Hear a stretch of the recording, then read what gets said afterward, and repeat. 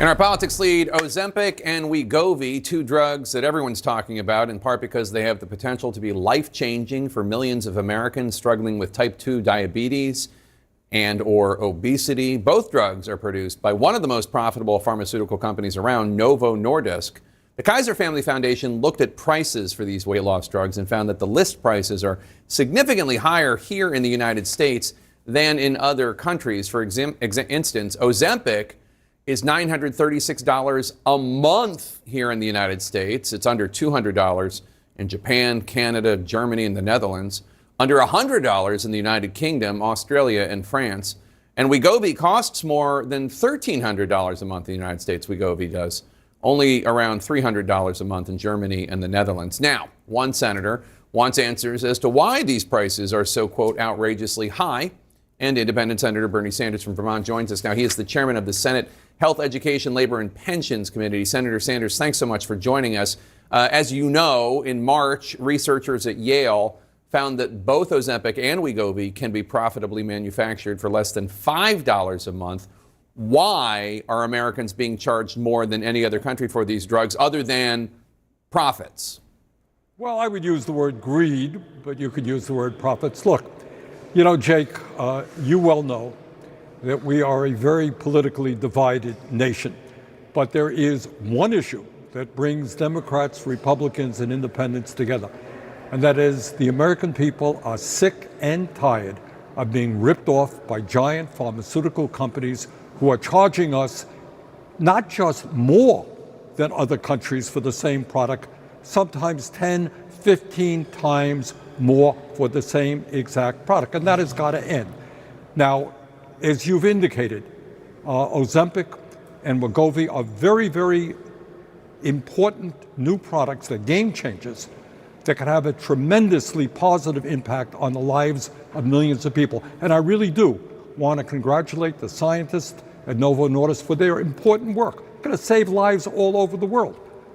But this product will mean nothing to an American who has diabetes or dealing with obesity if you cannot afford that product. And that is the case. There are estimates out there that thousands of people will die unnecessarily simply because they cannot afford this product, which is sold so much more expensively in America than in other countries. Second point, if Medicare and Medicaid cover Ozempic and Wegovy, there's going to be a huge increase in spending on those two important federal health insurance programs. Mm-hmm. In fact, it's going to bankrupt Medicare. So we have got to get a handle on this. I have invited, and he will come, the CEO, Mr. Jorgensen, of Novo Nordisk, to come before the committee and simply explain why he thinks it's appropriate to charge us 15 times more than the people in Germany or the UK. So obviously, I can't defend those prices, and I'm not here to defend. But I do want to ask you a philosophical question. Because a couple weeks ago, I met Roy Vagelos. Roy Vagelos is a scientist, the former chairman and CEO of Merck. And he told me about how Merck not only developed statins, but helped develop a product that treated parasitic worms. Yep. And Merck ultimately donated the medicine to prevent 55 million Africans from getting river blindness. And yep. I guess my question is, given the costs of research and development and acts like that, what I know are not the norm, but do happen, how does the Senate decide what is appropriate for private companies to charge and what is not? Well, that's a good question. And look, I am not anti-drug companies, as you indicated. I mean, major breakthroughs in area after area. But let us also not kid ourselves. Right now, drug companies, you have the 10 of the top drug companies in the world have made over $100 billion in profits in the last year. As we speak, Jake, right here, I'm on Capitol Hill, there are 1,800 well-paid lobbyists right now all over Washington to make sure that we do not lower the prices of prescription drugs in this country. Many of these drug companies give their CEOs tens of millions of dollars a year in compensation. They do stock buybacks, etc. They are enormously profitable. So the question that you're asking is, how do we develop a system which allows the system to fund the important research and development that we need so that we come up with groundbreaking drugs to deal with important diseases that are out there. This system that we have right now, which is ripping off the American people, just is not working. And the simple question that the pharmaceutical industry has got to ask ourselves, they make money selling Ozempic in Germany for $59. How much money are they making here in the United States selling us that product for almost $1,000? That's the question that has to be answered. So we reached out to Novo Nordisk for comment. A spokesman said, quote, "We look forward to discussing solutions that ensure access and affordability for all patients within the complex U.S. healthcare system," unquote. Do you have confidence that the company is willing to work with you to find a compromise? It wouldn't be the first time that you were able to achieve something like that. Well, I certainly hope so. And look, they are right. The system, our healthcare system, is obviously broken and dysfunctional. We spend twice as much per capita on healthcare as people of any other country, and our results are often not as good. And the pricing system within the pharmaceutical area is also clearly broken. And what they will tell you is, well, you know, we give rebates, and they do.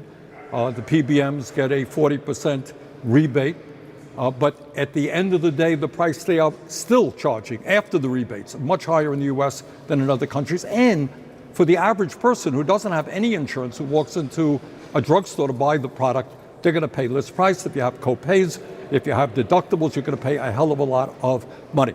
So I would hope, I really would hope, that Novo Nordisk sits down with us and says, okay, we are not going to end, we're not going to continue to rip off the American people. Canadians pay $150.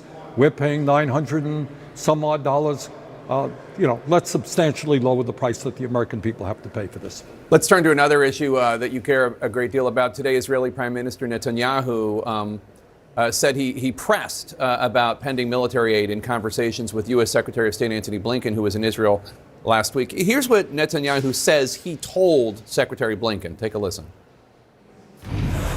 It's inconceivable that in the past few months, the administration has been withholding weapons and ammunition to Israel. Israel, America's closest ally, fighting for its life, fighting against Iran and our other common enemies. Secretary Blinken assured me that the administration is working day and night to remove these bottlenecks. I certainly hope that's the case. It should be the case. So Prime Minister Netanyahu says Secretary Blinken told him that restrictions on weapons shipments would be lifted. But as you heard, Netanyahu said it was inconceivable that in the past few months the Biden administration has been withholding weapons and ammunition to Israel. What's your reaction? I'll tell you what I believe is inconceivable is that while we all acknowledge that Hamas, a terrorist organization, started this war with their terrible attack on Israel, killing 1,200 people and taking hostages, what is also inconceivable is that in the last 8 months, Israel has killed some 35,000 Palestinians, wounded some 80,000, over 60% of whom are women and children. They have completely decimated the housing stock of Gaza, the medical system of Gaza, the educational system of Gaza, all of which is to me inconceivable. And right now, as we speak, according to the World Health Organization, you've got thousands of children who are suffering from malnutrition. And children are already in Gaza starved to death. All of this, by the way, is in violation of American and international law. So to me, what is inconceivable is for the United States to give another nickel to the right-wing extremist Netanyahu government who is going to war against not just Hamas, but the entire Palestinian people. That's inconceivable. So today, I mean, you said the same thing about Israel should not get another nickel from the U.S. until policies are changed, the Netanyahu government. Today, as you know, top Democrats on the House Foreign Affairs Committee and Senate Foreign Relations Committee are signing off on the Biden administration selling what could become the largest weapons package ever to Israel, worth $18 billion, with some 50 F-15 fighter jets included.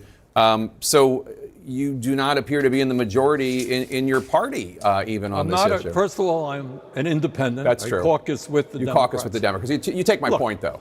I do get your point. Look, you have clearly, for a dozen different reasons, which we could discuss at length at another time, you have support for this. I think it is absolutely wrong. And I think it is way out of touch with where the American people are. The American people want to make sure that Israel is able to defend itself against terrorist attacks, is secure. We all want that. But in my view, the American people do not want to see, among other things, starvation being used as a tool of war, which is what the Netanyahu government is doing right now. So yes, I guess there are relatively few of us here on Capitol Hill who hold that position. I happen to believe it is the right position and the moral position, and in fact, the position that most Americans support. Senator Bernie Sanders, always good to see you, sir. Thank you so much.